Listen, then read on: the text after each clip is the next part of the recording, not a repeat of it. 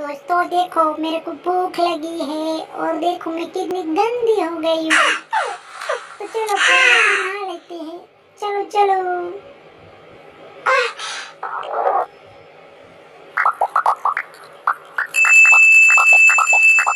अयो पानी कितना गर्म है।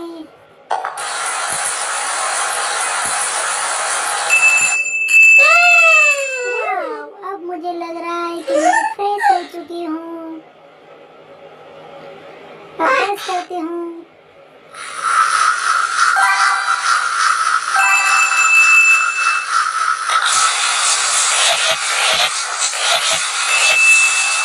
देखो देखो मेरे दांत हो गए ना चकाचक। चलो अब खाना खाते हैं।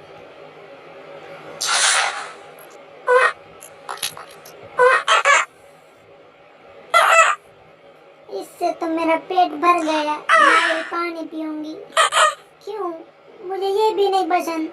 क्यों आखिर क्यों? क्यों? क्योंकि मुझे एप्पल खाना है। मुझे एप्पल भी नहीं खाना।